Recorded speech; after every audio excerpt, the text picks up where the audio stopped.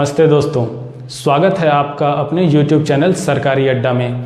तो आज का सवाल है, क्या आपको होम लोन स्विच करना चाहिए? मतलब यह कि अगर आपने होम लोन कहीं से भी ले रखा है तो क्या आपको यह किसी भी और बैंक में या कहीं भी दूसरी जगह इसको ट्रांसफ़र करना चाहिए, और अगर कर भी रहे हैं तो यह कब करना चाहिए और किन लोगों को करना चाहिए, किसको नहीं करना चाहिए, और यह आपके लिए किस तरह से फ़ायदेमंद है। तो इसी तरह के तमाम होम लोन से संबंधित सवालों को आज हम देखेंगे और जानेंगे इसके जवाब। तो अगर आप इस चैनल पर अभी नए जुड़े हैं तो फटाफट चैनल को सब्सक्राइब कर लीजिए और बेल आइकॉन को भी दबा दीजिए, और वीडियो पसंद आए तो एक लाइक तो बनता है। बैलेंस ट्रांसफ़र करने का सबसे सही समय क्या होता है, हमारे यह पहला प्रश्न था। तो इसका सही समय कुछ भी नहीं होता, लेकिन अभी का जो समय है यह कहा जा सकता है कि होम लोन बैलेंस ट्रांसफ़र के लिए सबसे सही मौका है। ऐसा मैं क्यों बोल रहा हूँ? क्योंकि रेपो रेट जो है वो सिग्निफिकेंटली नीचे जा रही है और ब्याज दर अपने निचले स्तर पर पहुँच गई है, जैसा कि आप मेरे दोनों तरफ इस चार्ट पर देख सकते हैं। तो इसका फ़ायदा सीधे सीधे ग्राहकों को मिल रहा है। बैंक अपने ग्राहकों को कम ब्याज दर का ऑफ़र दे रही है। तो इसका फ़ायदा कौन ले पा रहे हैं? जो बैंक के साथ नए ग्राहक जुड़ रहे हैं वे ही इसका फ़ायदा ले पा रहे हैं। पुराने ग्राहकों को ज़्यादातर देखा गया है इसका लाभ नहीं मिल रहा है, अगर मिल भी रहा है तो बहुत कम मिल रहा है। तो ऐसे में अगर आप इस कम ब्याज दर का लाभ लेना चाहते हैं तो आपको बैलेंस ट्रांसफ़र के बारे में एक बार ज़रूर सोचना चाहिए, क्योंकि इसके बहुत सारे फ़ायदे हैं। इसमें तो आपको इंटरेस्ट रेट का लाभ मिलता ही है, आपकी इंटरेस्ट रेट कम हो जाती है तो आपको कम पैसे भुगतान करने पड़ते हैं। लेकिन अगर आप चाहते हैं कि आप अपने समयावधि को कम कर सकें, जैसे आपके लोन का टेनर जो है वो 20 साल का, आप इसको घटा के अगर 17-18 साल करना चाहते हैं तो उतने ही EMI का भुगतान करके, तो ये भी एक ऑप्शन है आपके पास। तो आप ऐसे कई चीज़ों का ऑफ़र ले सकते हैं, तो जिसके लिए आपको बैलेंस ट्रांसफ़र के बारे में सोचनी चाहिए। लेकिन यहाँ मैं आपको ऐसी 4 महत्वपूर्ण बातें बताऊंगा जिनको जानने के बाद आपका डिसीजन लेना काफ़ी आसान हो जाएगा और आप काफ़ी आसानी से यह निर्णय ले पाएंगे कि आपको बैलेंस ट्रांसफ़र करना चाहिए या नहीं करना चाहिए। सबसे पहले आपको क्या करना है, थोड़ा होमवर्क करना है।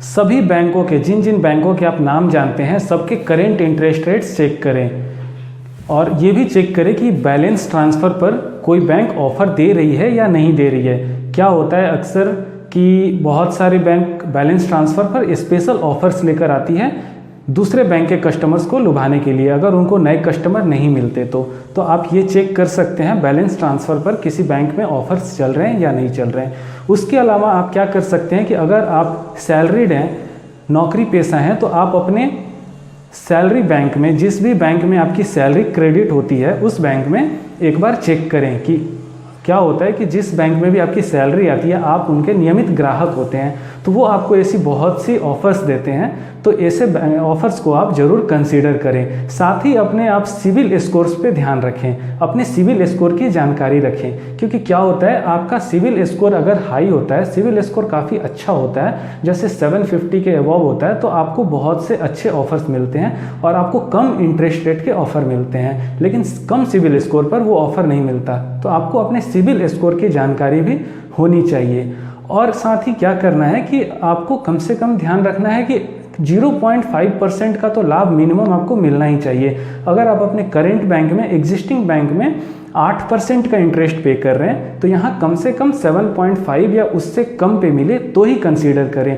0.2 या 0.3% के लिए कंसीडर नहीं कर सकते, इससे आपको ज़्यादा लाभ नहीं मिलेगा और हाई रेट्स पर ही मिलेगा। तो अगर आपको इससे कम रेट्स पर मिले तो ही ऐसे ऑफर्स को कंसीडर करें। कम इंटरेस्ट रेट तो एक फैक्टर है ही है, लेकिन साथ ही आपको प्रोसेसिंग फ़ी और बहुत सारे एक्स्ट्रा चार्जेस लगते हैं, उनको भी ध्यान में रखना होगा। क्या होता है कि जनरली हम जो बैंक से लोन लेते हैं और इंटरेस्ट रेट के साथ कम होने का ऑफ़र मिलता है वो ठीक है, लेकिन उसके साथ ही क्या होता है कि बहुत सारे एक्स्ट्रा प्रोसेसिंग फ़ी और चार्जेस भी लगते हैं। और अगर आपने अभी कम इंटरेस्ट रेट का लाभ लिया, लेकिन अगर हो सकता है कि वो कुछ दिनों में वो इंटरेस्ट रेट बढ़ जाए, तो फिर आपको प्रोसेसिंग फ़ी और भी एक्स्ट्रा चार्जेस मिलाकर यहाँ पर आपको फ़ायदा होने की जगह नुकसान ही हो जाएगा। तो इसलिए देखें और कंपेयर करें कि इंटरेस्ट रेट के साथ ही उस बैंक की प्रोसेसिंग फ़ी कितनी है और एक्स्ट्रा चार्जेस क्या हैं, डॉक्यूमेंटेशन कितनी है, और आपको कहीं ज़्यादा इसमें कष्ट ना झेलना पड़ जाए। तो इस चीज़ को भी ध्यान में रखें, तभी आप ज़्यादा से ज़्यादा प्रॉफिट ले पाएंगे। होम लोन रीफाइनेंसिंग या होम लोन स्विच करने की टाइमिंग बहुत ही इंपॉर्टेंट होती है, तो टाइमिंग का ख्याल रखना सबसे ज़्यादा ज़रूरी है।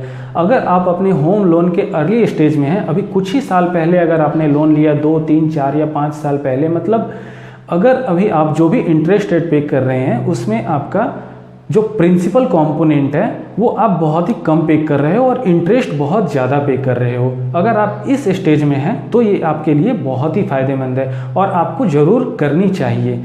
लेकिन अगर आप आखिरी स्टेजेस में हैं, अभी आपका जैसे कुछ समय बाद क्या होता है कि आपकी 10 या 15 साल की जो लोन होती है तो 7-8 साल के बाद होता है या 10 साल के बाद आपका प्रिंसिपल कंपोनेंट कम हो जाता है, प्रिंसिपल कंपोनेंट ज़्यादा हो जाता है और इंटरेस्ट कंपोनेंट कम हो जाता है। तो जिससे क्या होता है कि फिर उस समय आपको स्विच नहीं करनी चाहिए, क्योंकि ऑलरेडी आप ज़्यादा प्रिंसिपल पे कर रहे हो और इंटरेस्ट आपका कम है। तो इसमें टाइमिंग आपकी बहुत ही इंपॉर्टेंट होती है, तो टाइमिंग का ख्याल ज़रूर रखें।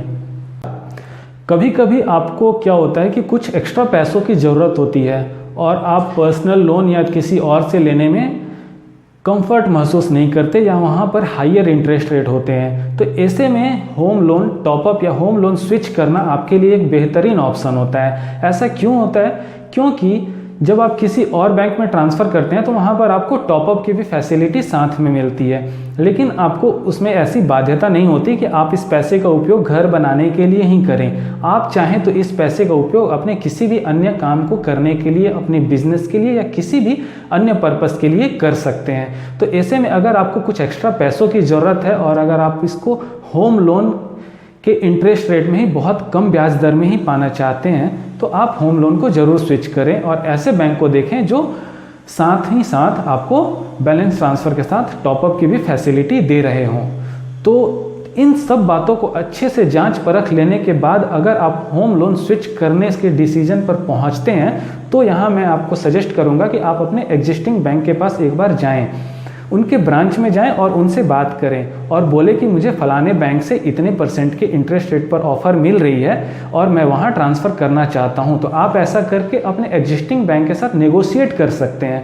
नेगोशिएशन में क्या होगा कि वो आपको अगर खोना नहीं चाहेंगे, आप उनके वैल्यूएबल कस्टमर होंगे और वो चाहेंगे कि अपने कस्टमर को लूज़ ना करें, तो क्या करेंगे, वो आपको एक कंपैरेटिव बहुत अच्छा इंटरेस्ट रेट ऑफ़र कर सकते हैं, ऐसा देखा गया है। तो अगर वहाँ से आपको नेगोशिएशन के बाद एक अच्छी इंटरेस्ट रेट मिलती है, अगर वो 0.1 या 2% ज़्यादा भी मिलती है, तो प्रोसेसिंग फ़ी एंड ऑल आपको एक्स्ट्रा तो नहीं देने पड़ेंगे, तो इससे आपको क्या होगा कि उतना लाभ मिल जाएगा।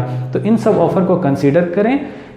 अगर यह आपके लिए फ़ायदेमंद है तो मैं सजेस्ट करूंगा कि आप अपने एग्जिस्टिंग ब्रांच मैनेजर से संपर्क करें, अपने लोन प्रोवाइडर से संपर्क करें और उनसे बताएं कि मुझे ऐसा ऑफ़र मिल रहा है तो मैं लोन ट्रांसफ़र करना चाहता हूं। रजिस्ट्रेशन के बाद बात बन जाती है और अगर आपको वो अच्छे इंटरेस्ट रेट में देने को तैयार हैं तो बहुत अच्छी बात है, आप अपने करेंट बैंक में ही रहें, नहीं तो आप किसी भी बैंक में कभी भी स्विच कर सकते हैं, कोई भी आपको बाध्य नहीं कर सकता।